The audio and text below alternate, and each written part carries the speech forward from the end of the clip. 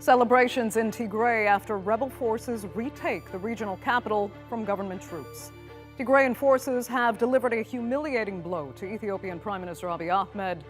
But will the government's unilaterally declared ceasefire actually pave a road to peace or buy time for all sides to prepare for more fighting? I'm Andrea Sankey, and today's newsmaker is the rebel recapture of Mekelle.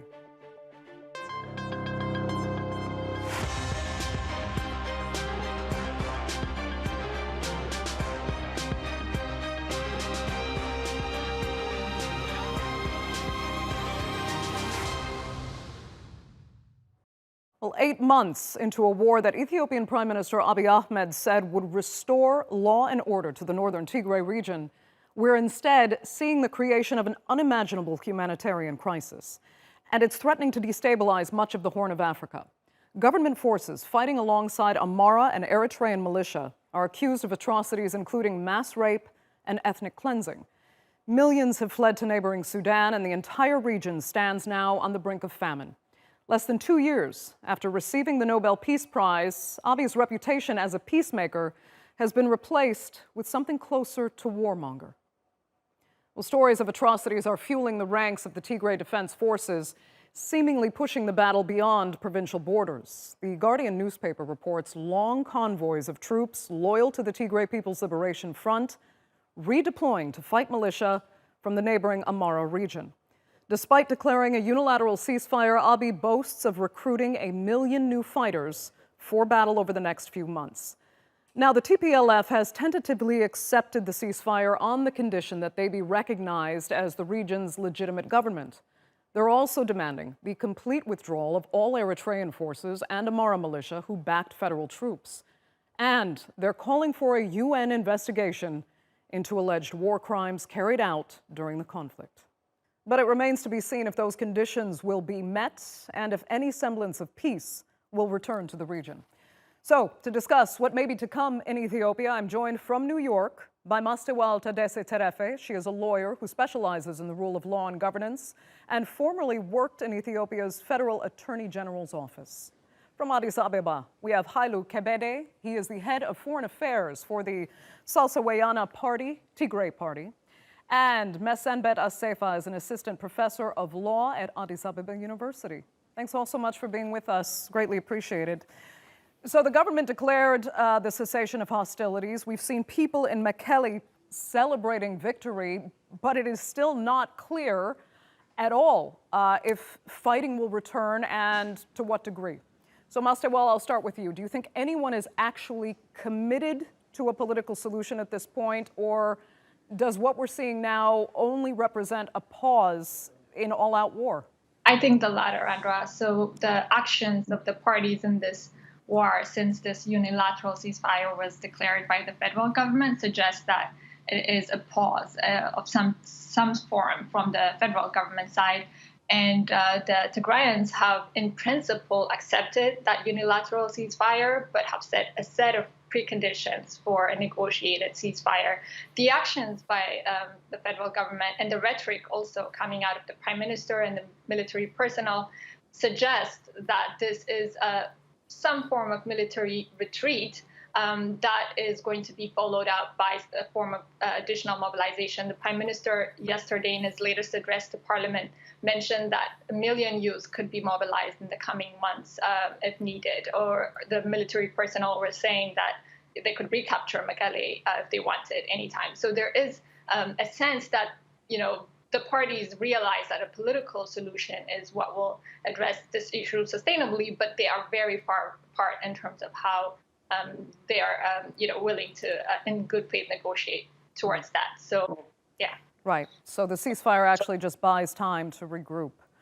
Hailu Kebede, let me ask you, do Tigrayans ultimately want stronger autonomy, or do they want independence? Because it seems like the further this war progresses, the louder those calls for independence become.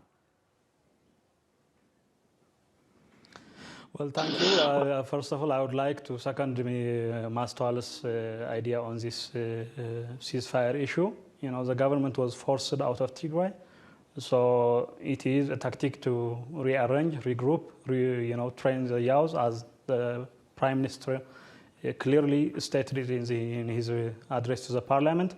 So there is no, feature in ceasefire or some kind of political negotiation, as the war is driven by the Amhara elites, and the Amhara regional government president has declared clearly that he is still in war with the Tigrayans. So I don't see a ceasefire in the coming, short period of time.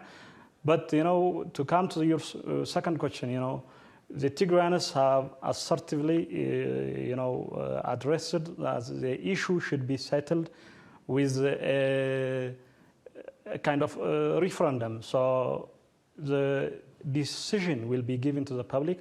But as we can see from the general public, from the public opinion, from the political parties that have a huge mass support, I don't see it, the Tigrayans, continuing as part of the Ethiopian Federation. But let's give that chance to the public. The public should decide, and there should be a referendum after either there is a military victory or any kind of negotiated ceasefire and agreement, political settlement. Okay.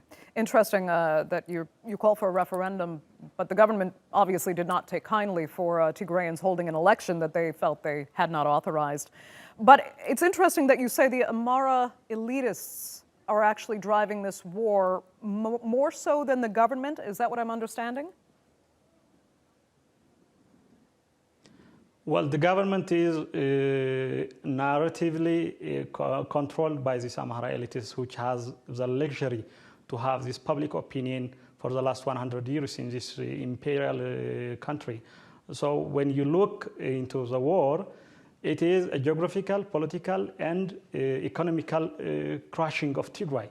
When you see a chunk of land in the western Tigray and southern Tigray being incorporated not only by the Amhara force, but in support of the Ethiopian army and the arch-enemy of the Tigrayans, the Eritrean army, it is clear that the war is driven, narratively and with all its practice by the Amhara elites and by the Amhara medias. And the government, the Ethiopian Prime Minister already endorsed it, because he was saying that the western parts of Tigray were part of Bege Midr, as he called it. And the Ethiopian ambassador to the United Nations has seconded this idea and accepted that these lands were ancestral lands of the Amharas. So this is a war driven by the Amharas, and the Prime Minister is just, the messenger here. Okay, very interesting. Mesenbet, we heard Mastewal saying that, as far as a political solution is actually concerned, all sides are really too far apart to get close to finding any agreement on a peace deal right now.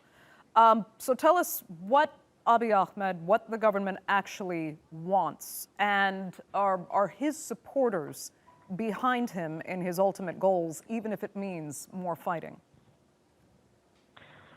Thank you, Andrea. I think, first of all, we have to point out that the ceasefire that was announced by the government is a very good gesture, because for me, many said it was because of military strategy and tactics, but I think we have to understand that also Tigray is currently in a very dire humanitarian situation. So if the conduct of hostilities continues, civilians will continue to be haunted. There is an element of starvation and lack of food, medical care, and essential services in Tigray. So I think it was partly the government felt responsible, partly because of the international pressure, partly also because of the continuing civilian damage that is being sustained in Tigray because of the irresponsible acts of TPLF. So that is, I think, a very important point to note, and the ceasefire for me should be accepted without any condition, I think, given the very extreme dire humanitarian situation in the ground in Tigray. Regarding political settlements, I think every kind of conflict and political confrontation should ultimately lead to some plausible form of political settlement. As Mastwal said, currently political positions are very hardened. The conflict has, taken a racialized or ethnic kind of tone, and this has made it very difficult. So attempts should be made, I think, to engage, but finding political solutions would not be easy, but there should be attempts, at least to engage with, Tigrayans who feel that their future belongs in Ethiopia, partly with the diaspora, and Tigrayans living here in Addis and other parts of Ethiopia. They have every right to take part in Ethiopia's political future. But, we have to also take into account that TPLF ruled Ethiopia for almost 30 years with a very authoritarian stance and highly sectarian, almost that racialized Ethiopian society by ethnicity and fixed identity. The democratic trajectory of the state was severely affected, and our social fabric was hugely affected. Right. So if we are thinking Ethiopia's political future, I think we need to be thinking about the more comprehensive political problems that we are facing currently in Ethiopia, not only in Tigray, and finding a viable path for Ethiopia's future. So in deciding the future, though, you also believe a lot of history really does need to be considered as well. But in the end, you don't think Abiy Ahmed will really meet any of the TPLF's demands? Let me just clarify that. Yes or no? Because some of the preconditions are really laughable. I mean, if you are leading a rebel group which is trying to topple the government, you cannot request electricity, water, and other, kinds of. So TPLF is trying to play both sides. If they are going to engage within the political process, they have to engage within the democratic process, which is that they have to lay down arms and maybe find a negotiated settlement. So, but when you have like millions of starving Tigrayans in Tigray, I think it's absolutely irresponsible to even consider many preconditions set by TPLF. And some of them are, like I said, very laughable. For the immediate humanitarian situation that is very dire in Tigray, the ceasefire should be taken as, I think, an important step in finding political solution and solving also the humanitarian crisis. Okay.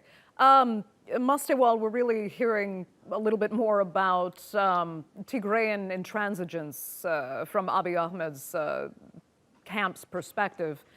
And the bottom line is we're already talking about, one of the worst humanitarian crises on the planet right now. So if fighting continues, which it sounds like it's set to continue, what will there be left to fight for if hundreds of thousands, if not millions of people are left to starve? Yeah, it is very concerning what the next chapter of this war will look like. Both Mesebet and Hailu mentioned that now the war is going to be also centered around ethnic groups' alleged entitlement to disputed areas in Western Tigray. And that has the potential to turn the war into a very serious civil war that will claim many more lives than we have already lost in 8 months. But I want to push back on something that Mesebet mentioned earlier, which is that the notion that this war was launched because TPLF insisted on a military confrontation over political issues. My take is that, despite the long list of official objectives and justifications that Prime Minister and people like Mesebet give you for why the war started and why it's being fought, the real answer has actually been articulated yesterday by Prime Minister Abiy himself in his address to Parliament. He mentioned that this war could have been avoided if TPLF simply just joined the new Prosperity Party that Prime Minister Abiy put together in 2019 or since the transition, and that, had they joined this party, they would have been able to keep their power, their stolen money and whatnot. And that just gives away the real intent, really, of this war. And this is a political contestation for power between Prime Minister Abiy and TPLF on the one hand, and then allied forces who have various grievances against TPLF, like people like Mesebet, who believe that TPLF is responsible for all the ills in Ethiopia. All the worst things that happen in the country can be attributed to TPLF, some people tend to believe, and others who, like I mentioned, have disputed territories that on the border between Amhara and Tigray. So there is a war currently being fought on, in the name of, Ethiopian territorial integrity. But the underlying issue is ideological differences between TPLF's vision for Ethiopia, which is a much more, multi-ethnic or a federation based on ethnic identity that emphasizes linguistic identity, and one camp of Ethiopians that believe that a more geographic federation is fit for Ethiopia. So these differences are what are driving the current, bloody wars in Ethiopia, and they have to stop. And one way to stop them is for people like Mesembet to finally sit down and accept that there are people who support TPLF in Tigray. They have shown that in 8 months, that TPLF has massive popular support. And it's not just TPLF, but Oromos and other ethnic groups in Ethiopia believe in the vision that TPLF represents. So to keep Ethiopia moving forward, we have to come back to a negotiated settlement about what future we want. That is absolutely unacceptable. I think what Mastwal said. I think there is a paradox between. Hold on, let me let Mesembet respond quickly, since the comments were directed to him. Go ahead, Mesembet. Thank you, Andrea, because I think Mastwal singled out some of the problems. We have to understand. I think everybody understands that there are ideological differences currently, but TPLF has lost moral, political legitimacy in Ethiopia's political governance. 30 years of TPLF leadership has taken Ethiopia into a more, not only authoritarian, more like totalitarian control of economy, military, political power in Ethiopia. The things that you mentioned, the linguistic diversity, cultural diversity, any kind of conditional democracy would accept these terms. I think that's not the problem. The problem with TPLF is that since they toppled the Derg in 1991, they had controlled every entire public, not only public life, even private life, So it's really laughable for anyone that closely followed up Ethiopian political landscape for the past 30 years. TPLF has used ethnic mobilization as a means of political control in Ethiopia. And of course, that doesn't mean that there are political forces that support the ethnic identity and that sort of element. But that can be captured for any political society that aspires to be democratic and free. Democracy gives you that. And I believe within the constitutional democratic contestation, that can be accommodated. But TPLF has lost every political legitimacy. This is something very consistent that you see from Somali region to Oromia to Amhara to many regions. And I think that's also the problem with Tigray is that there has to be other voices coming. I think the paradox... People like Hailu, you are my brother. You have to have a very sound vision for Tigray that can make it part of the political dispensation in Ethiopia. With the fixed, dangerous political narrative that you have in Tigray, led by TPLF, I don't see any future, to be honest. Hailu, go ahead. Yeah, I will give it chance to Hailu to explain. But I think, please, I think you should give me a chance. I think Mr. Mesembet is somehow delusioned with what he's talking about TPLF and everything, what he's saying about democracy and everything, as if we have democracy. And while his prime minister is leading a genocidal war in Tigray, he's talking about democracy and other things, the luxurious things. We as a people, as a Tigrayan, are living in a dire situation of a genocidal campaign. Political governance. Let me finish. I think I let you to finish. I think I let you to finish. Let Hailu finish. It's very difficult to hear both of you with the connections. Go ahead, Hailu. Let me finish my pointers.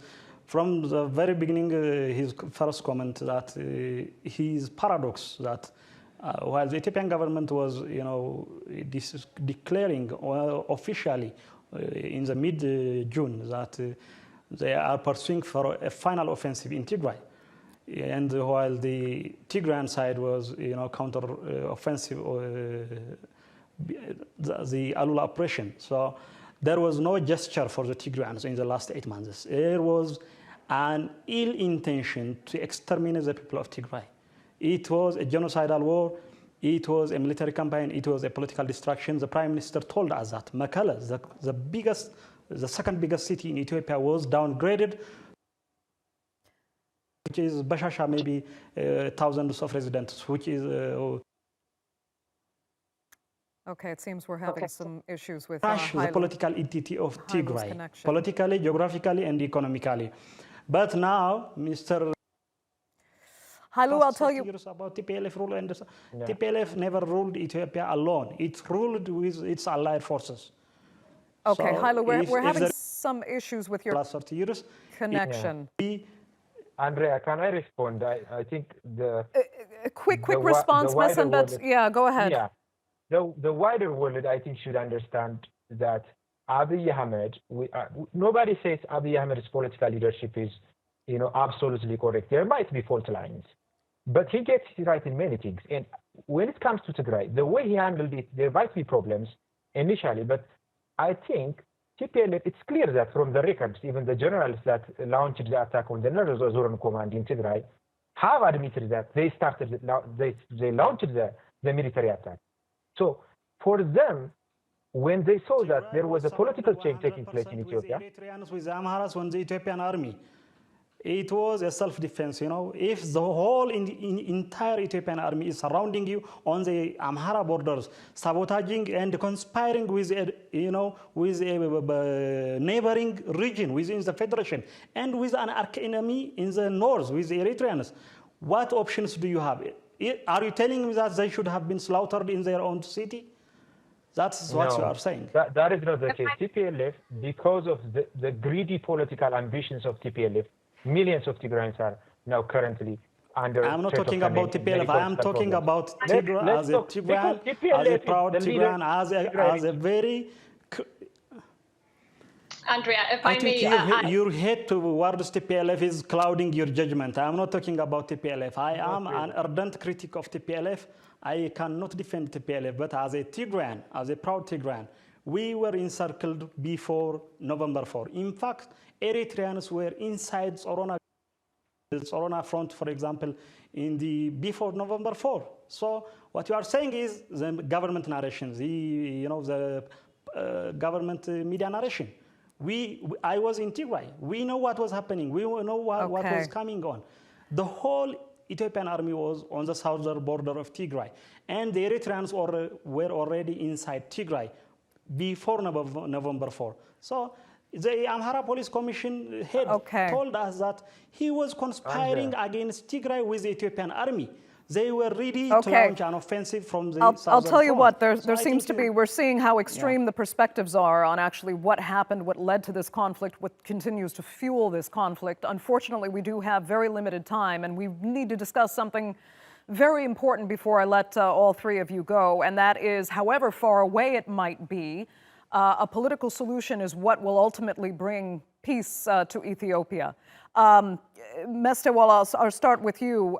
What form could any political solution actually come in? And is it fair to actually discuss a potential balkanization of Ethiopia?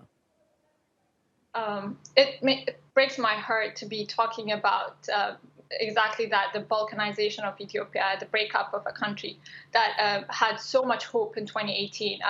The entire world has seen how excited all Ethiopians were about the prime minister coming to power and his promise to all Ethiopians, irrespective of their political differences, that he would transition the country, help us transition into a democratic space. So it breaks really my heart that we're now talking about disintegration. But the reality is, no matter how many times the prime minister and his propagandists and people who support him say that Ethiopia will prevail despite this carnage that's happening in Tigray, the reality elsewhere in Ethiopia, not in Tigray, will show you that there's a serious risk of disintegration. Oromia had been in war front for 2 years. We're not talking about it as much because the war there takes a different form.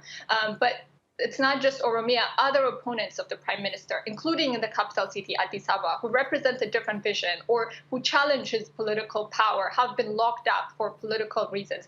So what we have to really, understand, like people like Masembe, for example, who may have supported the war in November because they didn't understand maybe the implications of it, is really come to terms with the fact that the prime minister's mandate in 2018 was to help Ethiopians transition to a more tolerant political pluralism, one that accommodates ideological differences and builds on institutions that accommodate those differences. It's not to implement the prime minister's vision of one Ethiopia the way he defines it. So for all of us to come together towards that solution, we need to craft a very well-designed, inclusive national dialogue. And this is something that international partners can help Ethiopia with. But there has to be a serious political commitment from the prime minister and those forces in Addis Ababa who could hijack this process as another, photo opportunity for a dialogue. But this really has to be one that looks at the constitution and other,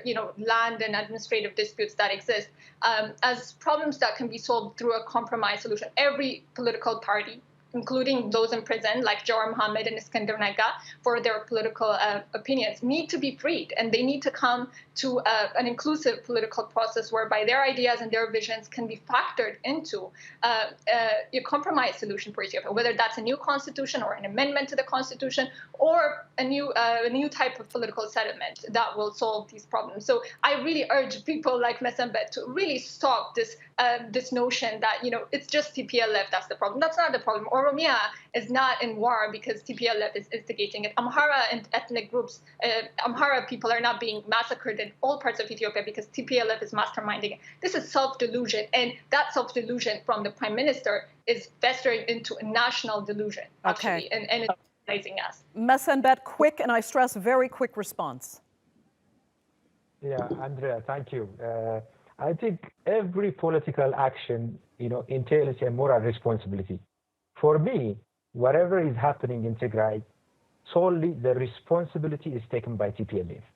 TPLF attacked its own national army. Okay. No other worldly force, I don't know, any other jurisdiction has done that. Unfortunately, yes. The clock is very much against us. We're over time for this edition of the Newsmakers. I'd really like to thank all three of you so much for joining us, and I apologize for having to cut this conversation short. Thank you, of course, to our viewers as well for tuning in. We'll see you next time.